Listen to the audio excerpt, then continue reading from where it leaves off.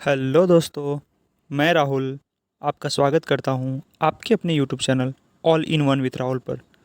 दोस्तों, आज का वीडियो ग्रुप डी से रिलेटेड है। एक्चुअली इसे ग्रुप डी ना बोल के अब रेलवे असिस्टेंट बोल सकते हैं, क्योंकि इसका नाम अब चेंज हो चुका है। और बेसिकली मैं रेलवे डिपार्टमेंट में वर्क कर चुका हूँ। तीन तीन पोस्ट के लिए मैं क्वालिफाइड था। एक्चुअली मैं एएलपी के लिए भी था, और फिर एएलपी में भी वर्क कर चुका हूँ, टेक्नीशियन में भी वर्क कर चुका हूँ, और मेरा आरआरबी जेई में भी हो चुका है। तो और वैसे भी उस डिपार्टमेंट से थोड़ा लगाव है और उसके बारे में नॉलेज भी है। सो मैं एक एक करके पहले group D, then NTPC, then ALP technician, and then every department के बारे में प्रोज कॉन्स क्या है क्या नहीं है, मैं उसके बारे में प्रॉपर डिटेल्स वीडियो बनाते रहूँगा। तो चूँकि तो एनटीपीसी चल रहा है, एनटीपीसी पे भी बनाऊँगा, उसका तो लास्ट फेज चल रहा है। लेकिन अभी ग्रुप डी का एग्ज़ाम आने वाला है, तो बेसिकली मैं ग्रुप डी पे बना रहा हूँ। देखो, जो भी ग्रुप डी का एग्ज़ाम आपने फिल किया है, जिस बंदे ने भी फिल किया, जो कैंडिडेट है, आप इसे वैसा ना ले जैसे इसे प्रोजेक्ट किया जाता है। ये group D, actually group D, देखो, लोग बोलने के लिए बोलते हैं कि ग्रुप डी क्या है, पटरा पे काम करना पड़ता है और समथिंग, लेकिन ये है नहीं वैसा। शायद इसीलिए इसका नाम चेंज करके अब असिस्टेंट कर दिया गया। और इसमें भी टैलेंटेड लोग अप्लाई करते हैं, एंड जो सेलेक्ट होते भी हैं वो लोग। लेकिन यह उनके लिए यह सिर्फ एक पड़ाव रहता है, और आपके लिए भी वही होना चाहिए। मंजिल कहीं और है, जो कि साझे रहते हैं। आई मीन कि वो मैक्सिमम 3-4 साल में किसी और जॉब में शिफ्ट हो जाते हैं, या फिर डिपार्टमेंटल एग्ज़ाम देकर प्रमोट हो जाते हैं। एग्जाम्पल के लिए आपने बहुत सारे लोगों को सुना होगा कि पहले रेलवे ग्रुप डी में थे, उसके बाद फिर सीजीएल वगैरह की तैयारी की और सीजीएल भी निकाला है। इवन आप यूपीएससी, आईएएस, पीसीएस भी निकाले हैं लोग। तो आप, अगर नहीं विश्वास है मेरे पे, तो आप यूट्यूब पे देख लो, या फिर आप गूगल सर्च मार लो, बहुत सारे मिलेंगे आपको। तो बेसिकली ऐसा नहीं है वो। एक्चुअली आप फिनेंशियली इंडिपेंडेंसी के लिए बेटर है, क्योंकि बल्क में वैकेंसी निकलती है, और बेटर है कि आप फिनेंशियली इंडिपेंडेंट हो जाओ, बेरोजगार का जो ठप्पा लगा रहता है वो हट जाओ, और रिलैक्स होकर चुपचाप पढ़ाई करो। फिर यहाँ बात आती है कि लोग क्या कहेंगे। लोग तो कहेंगे कि ग्रुप डी में काम करता है तो पटरा साफ करता होगा। तो वैसे जाहिल लोगों को आप समझा नहीं सकते। They are born to discourage other. So उनको बोलने दीजिए। जो पढ़े लिखे हैं वो जानते हैं कि एक नौकरी क्या होती है, वो भी इतने कम्पिटिटिव माहौल में। सो देखो, रेलवे में आपको बहुत सारी फैसिलिटीज़ मिलती है, आप इसका इस्तेमाल कर सकते हैं। जनरली बैंकिंग सेक्टर के बाद फास्टेस्ट प्रमोशन अगर किसी डिपार्टमेंट में है तो रेलवे में ही है। और एक्चुअली रेलवे में फास्टेस्ट डिपार्टमेंट की अपॉर्चुनिटी मिलती है। एग्ज़ाम होते हैं, जीडी एग्ज़ाम होता है, जनरल डिपार्टमेंट करके डिपार्टमेंटल एग्ज़ाम, जिसमें सब भर सकते हैं। एक्चुअली इस सब के बारे में मैं डिटेल में वीडियो बनाऊंगा। फिर एलडीसी होता है, और फिर आपके सीनियरिटी बेस्ड प्रमोशन होते हैं, टाइम बेस्ड प्रमोशन होते हैं। तो अपॉर्चुनिटी बहुत होती है इसमें, रेलवे में। तो ठीक है, अब मैं ज़्यादा टाइम वेस्ट ना करूँगा। और हाँ, ये मैंने थंबनेल ही बनाया है ऐसे कि किसे किसे, सॉरी, कौन सी पोस्ट किसके लिए अच्छी है। तो बहुत सारे बंदे हैं अलग अलग तरीके की, जिनको, किसी को पैसा चाहिए ज़्यादा, मनी चाहिए, किसी को टाइम चाहिए पढ़ाई करने के लिए, या गर्ल्स के लिए कौन सा सूटेबल है। तो मैं सबके लिए ये वीडियो बना रहा हूँ, और इसके बाद मैं एक एक पोस्ट के लिए एक्सप्लेन करके वीडियो बनाऊंगा, वो भी प्लेलिस्ट में ऐड होगा। बस आज मैं इंट्रोडक्टरी वीडियो बना रहा हूँ, किसको कौन सा पोस्ट मिल जाएगा तो बेटर होगा, या फिर नेक्स्ट वैकेंसी आएगी उस वैकेंसी में कैसे आप पोस्ट को फिल करोगे। जैसे अब स्टार्ट करते हैं वीडियो का। ये देखो, टाइप ऑफ पीपल एंड उनके लायक प्रायोरिटी वाइज पोस्ट। देखो, फर्स्ट ऑफ ऑल, रेलवे में 3 शिफ्ट में, मतलब रेलवे 24 आवर सर्विस देती है, 24 घंटा चलती है। तो 24 घंटा तो काम कराया नहीं जा सकता, 8 घंटा ही मैक्सिमम अलाउड है इंडिया में लेबर मिनिस्ट्री द्वारा, कि 8 घंटा ही, श्रम कानून के द्वारा 8 घंटा ही काम करना है। तो 3 शिफ्ट में काम होती है 8-8 घंटे की। अब हुआ कि 3 शिफ्ट में हो गया। अब स्मॉल स्टेशन और लार्ज स्टेशन, बिगर स्टेशन, देखो क्या होता है कि आपकी पोस्टिंग 2 टाइप की होगी, या तो छोटा स्टेशन पे होगा या बड़े स्टेशन पे होगा। छोटे स्टेशन पे अगर पोस्टिंग होती है तो आप, वहाँ लेबर कम होते हैं, लेबर मतलब वर्किंग क्लास, जो एम्प्लॉयज़ वहाँ कम होते हैं, सॉरी। और वहाँ आपको 24 आवर्स के लिए रखा जाता है। मीन्स कभी भी फॉल्ट होगा, कुछ भी होगा, तो आप 24 आवर्स के लिए रिस्पॉन्सिबल होंगे। लेकिन चूँकि जनरली छोटे स्टेशनों पे ट्रेन का आवागमन कम होता है, इसलिए आपको परेशानी कम होती है और आप फ्री होकर काम कर सकते हैं। प्लस में वहाँ सीनियर ऑफिशियल नहीं होते हैं, तो आप कभी थोड़ा बहुत लापरवाही भी करते हैं तो चल जाता है। बड़े स्टेशन पे आपको 8 घंटे ही काम करने होंगे, लेकिन वहाँ 8 घंटे आपको रेगुलर काम करने होंगे। बड़े स्टेशन पे काम भी अच्छा खासा लोड पे होता है। आप 8 घंटे के बाद आप घर चले जाइए, आपको कोई मतलब नहीं। तो सबका अपना प्रोज एंड कॉन्स है। छोटे स्टेशन पे आपको बहुत टाइम मिलता है पढ़ने उड़ने के लिए, आप अपने मन मुताबिक काम कर सकते हैं सीनियर हो जाइएगा तो, और कोऑर्डिनेशन बहुत काम आता है वहाँ पे। तो मेरे हिसाब से तो छोटे स्टेशन में बहुत अच्छा है। मैं जितने साल से रहा, जितने ऑब्जर्व किया सब जगह, तो छोटे स्टेशन बेटर है बड़े स्टेशन से। हाँ, आप स्टेशन छोड़ के नहीं जा सकते हैं, तो यार अभी घूमने फिरना थोड़ा बंद कर दो 2-3 साल, इसके बाद करियर जब सेट हो जाए फिर घूमते रहियो। ठीक है, तो ये हुआ। अब हम लोग आते हैं मेन टॉपिक कि किसके लिए कौन सा पोस्ट बेटर है। देखो, अब गर्ल्स के लिए हम लोग बात करते हैं। तो गर्ल्स के लिए आप लोगों ने देखा होगा हॉस्पिटल असिस्टेंट का करके एक पोस्ट था। तो हॉस्पिटल असिस्टेंट है, फिर असिस्टेंट ऑपरेशन जो ऑपरेटिंग विभाग के अंदर में आता है। एक एक करके मैं सारे पोस्ट के बारे में एक्सप्लेनेशन नेक्स्ट वीडियो में बना दूंगा। 1-2 वीडियो और आएगा ग्रुप डी से रिलेटेड, वो आप प्लेलिस्ट में देख लीजिएगा। एक एक चीज़ के बारे में मैं प्रॉपर एक्सप्लेनेशन दे दूंगा। तो हॉस्पिटल असिस्टेंट होगा, आप अपने जो 2019 वाला नोटिफिकेशन जो आया हुआ है ग्रुप डी वाले, उस पोस्ट में उसमें आप पोस्ट वाइज आप मिला लीजिए कि कौन सा पोस्ट का क्या काम है और किसके लिए मैं सूटेबल है। ठीक है, तो गर्ल्स के लिए मैं बता रहा हूँ, प्रायोरिटी में हॉस्पिटल असिस्टेंट सबसे पहला। आपने प्रायोरिटी दे दिया होगा, सबने करीब करीब दे ही दिया होगा क्योंकि फॉर्म तो बहुत पहले भरा चुका है।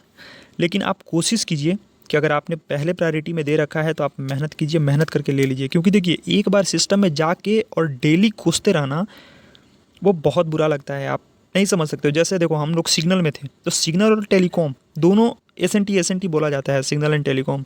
लेकिन सिग्नल में बहुत वर्क पड़ता है और टेलीकॉम में उतना नहीं पड़ता है, और टेलीकॉम वाले को टीए भी ज़्यादा मिलता है, और हमें तो नहीं पता था। तो इसलिए अगर कोई बता रहा है, कोई पता चल रहा है उसके बारे में, तो बेटर है।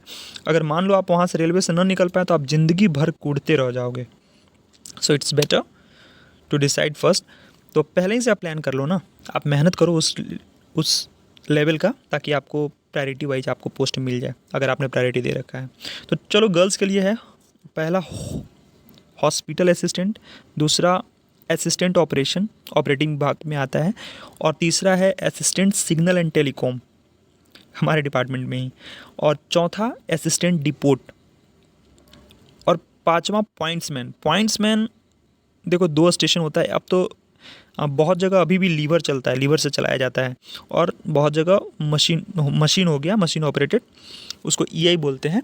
तो आपको बटन टिपना होगा। तो अगर फिजिकली करना होगा तो वहाँ बहुत दिक्कतें होंगी, बहुत लोड पड़ता है। वो मैं किसी वीडियो में अटैच कर दूंगा। बहुत मेहनत पड़ता है पॉइंट्समैन को लीवर चलाने में, लेकिन बेसिकली वो अब सब जगह चेंज हो चुका है। तो गर्ल्स के लिए ये रहा। अगर बहुतों को सेकंड वाला पैसा नहीं, उसको पैसा नहीं पैसा चाहिए, तो ऐसे भी कैंडिडेट है जिनको बहुत सैलरी चाहिए, तो उनके लिए है assistant TL, train and lightning and AC. Assistant train and lightning and AC, इसमें आपको बहुत, आपकी सैलरी करीब 50,000 रुपये के आसपास बन जाएगी। और एक्चुअली इसमें क्या होता है, जो भी राजधानी दुरंतो या जो भी एक्सप्रेस वगैरह चलती है जिसमें एसी होती है लाइटनिंग वगैरह के लिए, तो उसमें आपको ट्रेन के साथ मूव करना होता है। तो इसमें आपका किलोमीटर अलाउंस बढ़ता है, मिलता है। मतलब 1 किलोमीटर का 3 रुपये 80 पैसे या जो भी मिलता हो। तो आप सोचो, अगर पटना से बैठे आप दिल्ली तक गए, तो जितने भी 700-800 किलोमीटर या 1000 किलोमीटर होते हैं, तो आपको 1000 गुने 3 यानी कि 3000 रुपये मिल गए। तो ऐसे करके डेली तो नहीं बनता है, लेकिन जनरली बन जाता है। इन लोग का 50+ के आसपास सैलरी बन जाती है। सिमिलरली एक असिस्टेंट ट्रैक मशीन है। इस पोस्ट के बारे में भी मैं डिटेल में बताऊंगा, लंबी वीडियो हो जाएगी, मैं बस मोटा मोटी बता रहा हूँ। तो असिस्टेंट ट्रैक मशीन, फिर उसके बाद असिस्टेंट टीआरडी, फिर है असिस्टेंट सिग्नल एंड टेलीकॉम। हमारा डिपार्टमेंट थोड़ा सिग्नल में कम, टेलीकॉम में ज़्यादा, स्पेशली टेलीकॉम में ही। किसी किसी पोस्ट में रिस्क अलाउंस भी मिलता है, जैसे 2-3 हज़ार बढ़ जाएगा। जैसे कि ट्रैकमैन वाले को 3000 रुपये ज़्यादा मिलता है, लेकिन वो मेहनत वाला काम है। टीआरडी में भी रिस्क मिलता है, रिस्क अलाउंस वगैरह। तो ये हो गया पैसा चाहिए, पैसा नहीं पैसा वाले। अब आते हैं जिनको पढ़ाई करना है, लिटरली आगे बढ़ना है इससे। तो चलो फॉर स्टडी वाले में आते हैं। तो सबसे पहला आता है पॉइंट्समैन। पॉइंट्समैन बहुत ही अच्छी पोस्ट है पढ़ाई के लिए, क्योंकि इसमें जनरली 12 घंटे की ड्यूटी लगती है। अब 12 घंटे की ड्यूटी है, ट्रेन रेगुलर आती नहीं है, तो आप एकदम बिल्कुल फ्री रहते हो। जहाँ केबिन सिस्टम है वहाँ तो खैर कहना ही नहीं है, आप मतलब आराम से, ठीक है, आप टाइम टू टाइम डिस्टर्ब होंगे थोड़ा बहुत, लेकिन बस लीवर खींचना है और उसके बाद आप ट्रेन गई, आपका काम खत्म, आप चुपचाप पढ़ाई कर सकते हैं। और 12 घंटा शेड्यूल, क्योंकि आप मूव नहीं कर सकते कहीं, आपको वहीं रहना होता है। तो पॉइंट्समैन बहुत अच्छा है। फिर है असिस्टेंट सिग्नल एंड टेलीकॉम का, जो हमारे डिपार्टमेंट में थे, उसमें भी बेटर है। टेलीकॉम या दोनों में से कोई भी मिल जाए तो ये भी बेटर है पढ़ाई के लिए। और फिर है एक हॉस्पिटल असिस्टेंट करके जो आपका पोस्ट था, तो वो भी बहुत अच्छा है। आपको उसमें 8 घंटे की ड्यूटी मिलेगी, नेशनल हॉलीडे वगैरह सब कुछ उसमें मिलते रहता है, तो वर्कलोड कम होता है जनरली। अब तीसरा होता है कि कुछ बंदों को चाहिए कि नहीं अब हम रेलवे में ही फिक्स रह जाएंगे, तो हमको प्रमोशन बहुत फास्ट चाहिए या करियर ओरिएंटेड। तो देखो, प्रमोशन के लिए भी सबसे बढ़िया पॉइंट्समैन है।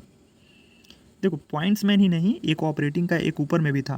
तो देखो, ऑपरेटिंग विभाग में क्या होता है कि आप जितना भी आप गुड्स गार्ड इस सब का सुनते हैं, गुड्स गार्ड या फिर एएसएम, सॉरी स्टेशन मास्टर अब हो गया, स्टेशन मास्टर और गुड्स गार्ड, ये दोनों आते हैं ऑपरेटिंग विभाग में।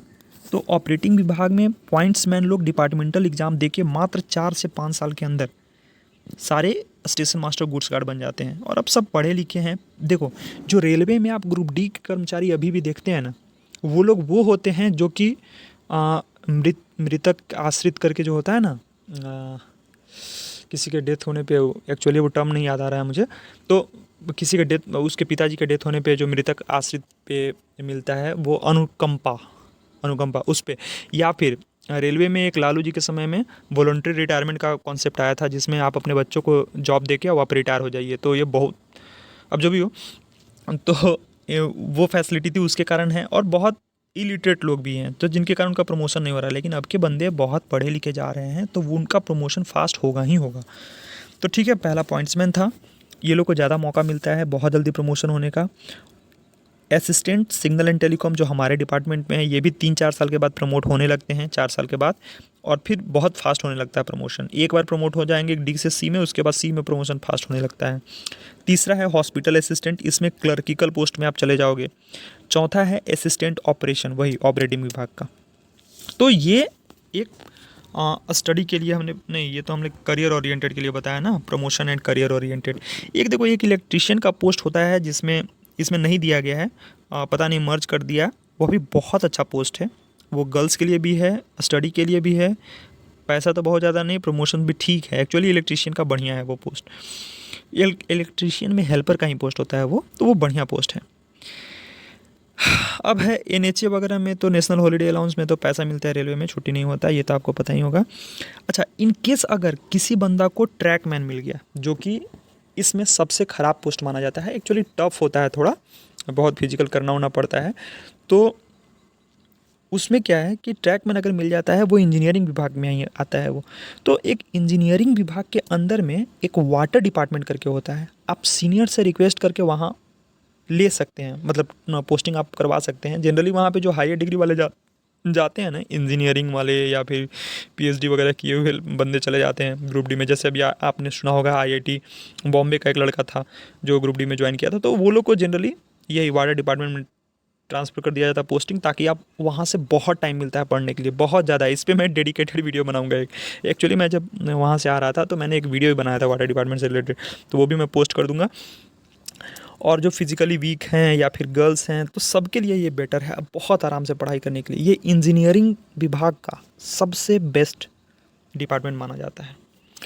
तो ये था कुछ इन्फॉर्मेशन, और हम एक्चुअली एक एक पोस्ट के बारे में वीडियो फिर से बनाएंगे, एक एक पोस्ट के बारे में, और बेसिकली 2 पार्ट में ही कवर कर दूंगा सारे पोस्ट को।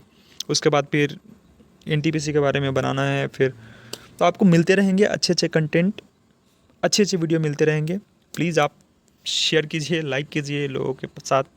अच्छा हाँ, ये स्लाइड तो है ही, तो आप सब्सक्राइब कीजिए चैनल को, लाइक कीजिए, शेयर कीजिए, आप कमेंट कीजिए। आपके कोई भी क्वेरीज होगा तो मैं उसका प्रॉपर रिप्लाई करने की कोशिश करूँगा। ठीक है, मिलते हैं आपसे एक नई इन्फॉर्मेशन के साथ, तब तक के लिए जय हिंद।